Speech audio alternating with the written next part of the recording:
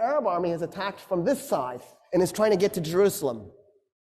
And so the Romans know that the Arabs, you're outnumbered, you're out technology, you're outmoneyed, and you're facing two empires. Do you attack both at the same time? That makes no sense, but it's exactly what the Arabs did. They attacked the two oldest, most powerful empires at the same time, even though they were outnumbered by one, let alone both.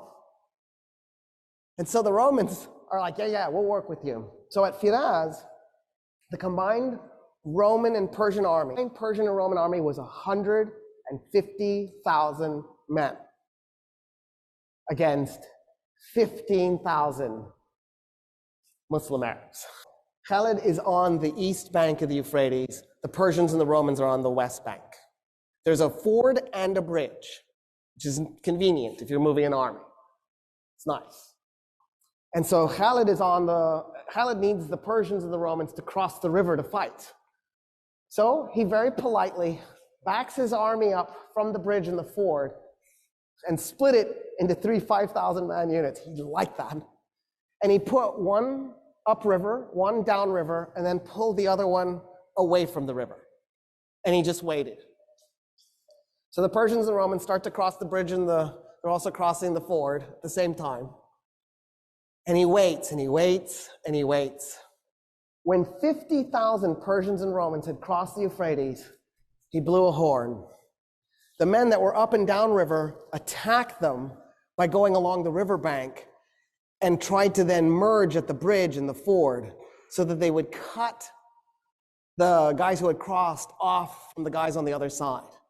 Then what Khalid did was he took the 5,000 men who against 50,000 and he has them charge into him. And he had his men as thin as possible.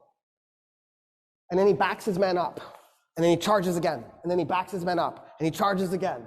And every time his horses go in to those men, it compressed them a little bit. It compressed them a little bit more.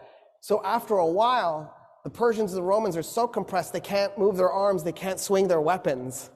He's just compacted them together. And they realize what he's done to them. And they panic. And they turn around to run back to the river to cross it. 50,000 men turning all at once to stampede. You could hear the bones breaking.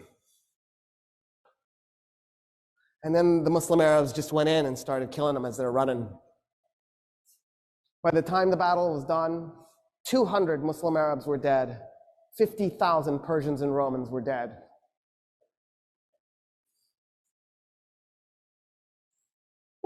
What is this?